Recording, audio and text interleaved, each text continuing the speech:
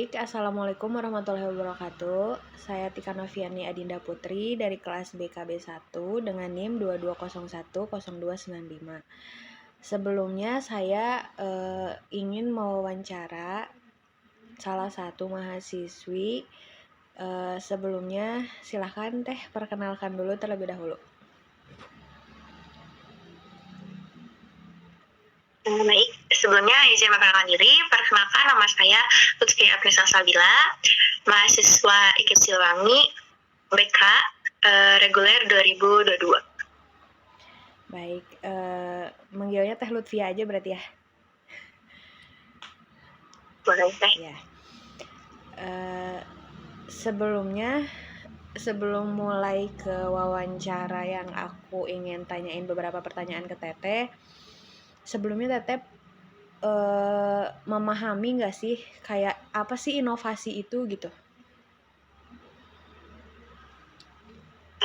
Mungkin menurut saya inovasi itu sesuatu hal yang sudah ada kemudian diperbaharui gitu. Jadi inovasi tersebut itu sesuatu hal yang memang sudah ada diciptakan, lalu dibuat pembaharuannya menjadi lebih baik dan lebih efisien kayak gitu sih mungkin. Oke. Berarti sebelumnya udah memahami ya, maksudnya inovasi itu apa sih arti dari inovasi, terus kayak gimana sih inovasi itu gitu. Jadi ngerti gitu sebelumnya. Oke. Aku langsung ke pertanyaan pertama. Menurut Teteh, apa sih yang Teteh tahu tentang inovasi selama Teteh belajar di kampus? Mungkin yang saya ketahui yang seperti tadi, inovasi itu sesuatu hal yang sudah ada lalu kemudian di-upgrade atau mungkin diperbaharui agar perubahan tersebut menjadi lebih baik dan efisien, lalu lebih berguna gitu, jadi lebih bisa digunakan secara baik dan efisien untuk kepentingan kayak gitu sih mungkin Teh. Baik, selanjutnya menurut Teteh gimana sih pandangan Teteh sistem belajar bimbingan konseling dengan adanya teknologi yang sangat canggih gitu? Oke.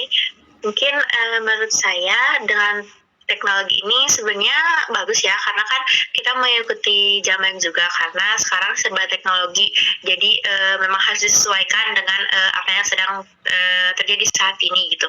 Tapi memang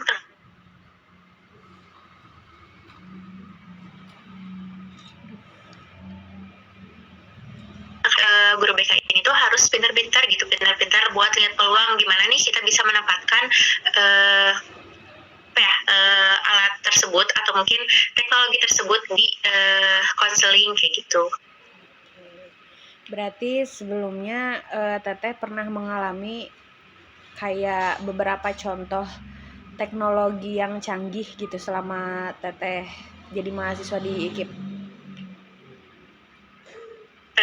Mungkin buat teknologi yang canggih itu mungkin seperti saat ini ya, Zoom gitu, memakai Zoom meeting gitu, karena bisa mempermudah kita sebagai mahasiswa untuk berinteraksi langsung dengan dosen. Misalkan kayak mungkin dosennya sedang berkepentingan untuk hadir, tapi kita bisa lewat Zoom buat pertemuannya kayak gitu. Jadi tidak sia-sia gitu, jam kosongnya masih bisa dipakai dengan Zoom kayak gitu. Yang ketiga paling kenapa sih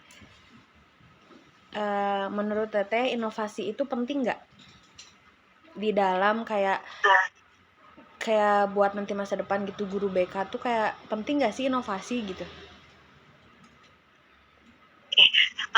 Menurut saya penting banget ya, karena kan kita lihat gitu dari sekarang, kalau misalkan masih ada mungkin layanan-layanan yang kurang efektif dan efisien. Nah, seharusnya diperbaharui lagi untuk diinovasikan menjadi sesuatu yang lebih baik kayak gitu. Misalkan kayak konseling online, konseling biasa jadi konseling online. Nah, kan itu bisa mempermudah untuk konseling dan konselor itu berinteraksi kayak gitu sih.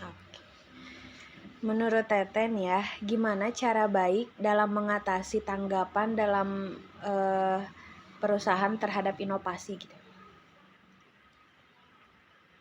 Eh, Mungkin kalau ini bukan ranahnya BK, tapi kalau misalkan kita lihat dari BK Karir gitu, buat perusahaan ini kita bisa lihat kayak misalkan apa ya, kayak lowongan kerja kita bisa di apa ya, di share gitu di sosial media, kan itu pun salah satu inovasi ya. Kayak misalkan dari dulu itu kan lowongan kerja itu disebar kayak lewat kertas atau mungkin lewat ditempel lewat mana gitu. Nah kalau sekarang kan lewat sosial media itu bisa di-share lowongan kerja. Nah, itu pun salah satu inovasi yang bisa diciptakan.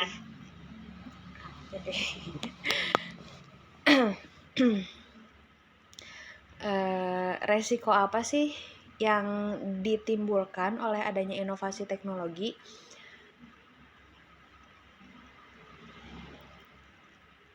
Oke, mungkin resikonya itu kalau misalkan di bimbingan konseling itu mungkinnya nggak ada attending gitu, nggak ada pendekatan dari konseling buat konselor gitu, karena kita langsung bertemu lewat Zoom meeting misalkan kayak gitu.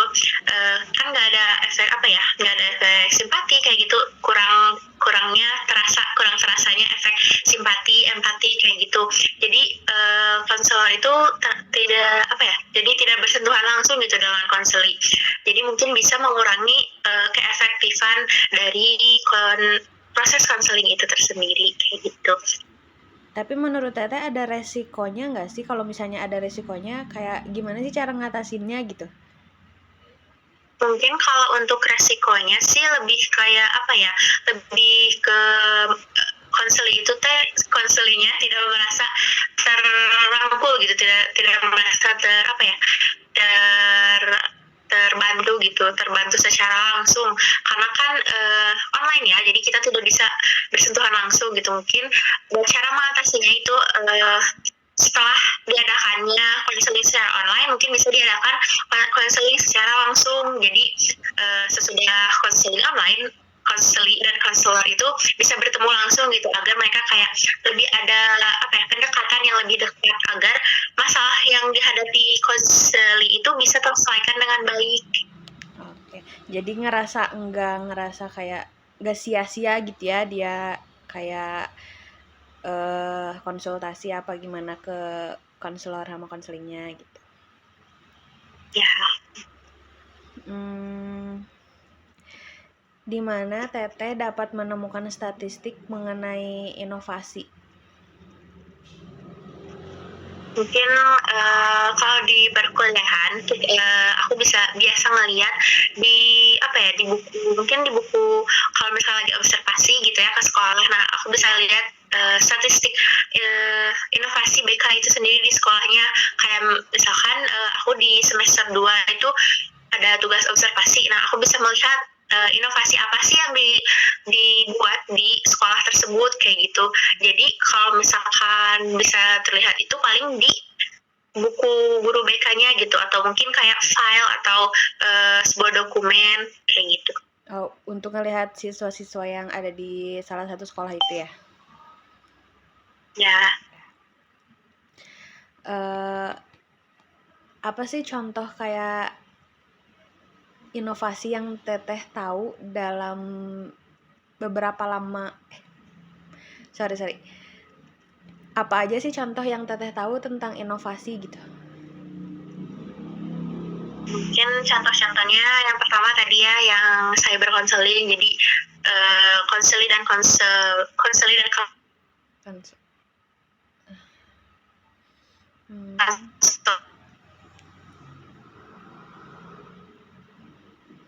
kalau itu kayak gitu kan pun termasuk salah satu proses konseli ya, konseling gitu. Nah, terus mungkin ada juga inovasinya kayak penyebaran tentang apa ya, kayak tentang mental health kayak gitu kan. Sekarang udah mulai banyak ya kayak yang mungkin di Instagram atau mungkin di TikTok itu udah banyak orang gitu buat konten mengenai permasalahan mental health atau mungkin yang lainnya gitu. Jadi si orang-orang itu bisa lebih aware tentang mental health mereka kayak gitu.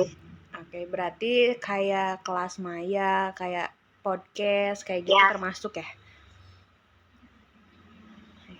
Gimana pendekatan dalam bimbingan konseling sih menurut Teteh gitu? Asa gitu, woy. Kalau misalkan pendekatan melalui Zoom meeting ini, mungkin kalau pendekatannya seperti kayak misalkan ditanya kabar atau mungkin ditanya bagaimana gitu, bagaimana kesehariannya, gimana kesehariannya, namanya siapa, kayak gitu mungkin kalau misalkan di Zoom meeting mah.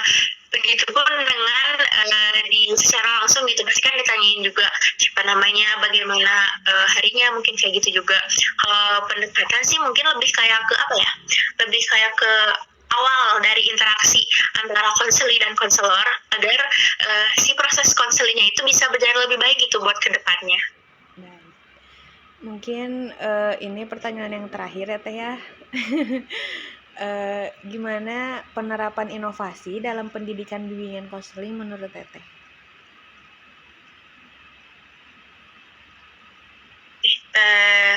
Mungkin kalau misalkan di pendekatan itu bisa dilihat secara apa ya, misalkan lewat chat dulu gitu, kayak misalkan ditanya dulu kamu dari kelas mana atau mungkin namanya siapa, gimana keadaannya, kayak gitu bisa melalui chat dulu gitu. Nah nanti selanjutnya konseli dan konselor bisa bertemu gitu, karena kan inovasi itu inovasinya ada di pendekatan itu dari apa ya, dari proses chatting itu loh. Jadi sebelum ke pertemuan langsung, konseli dan konselor itu ada chat-chat dulu gitu untuk memulai pendekatan mereka. Jadi saat ketemu pun tidak merasa canggung gitu satu sama lain.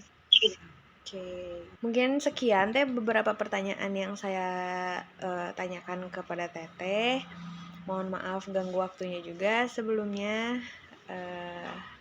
Sekian saya cukupkan Zoom kita kali ini. Terima kasih banyak sekali lagi. Saya tutup dengan sekian dari saya. Wassalamualaikum warahmatullahi wabarakatuh. Assalamualaikum.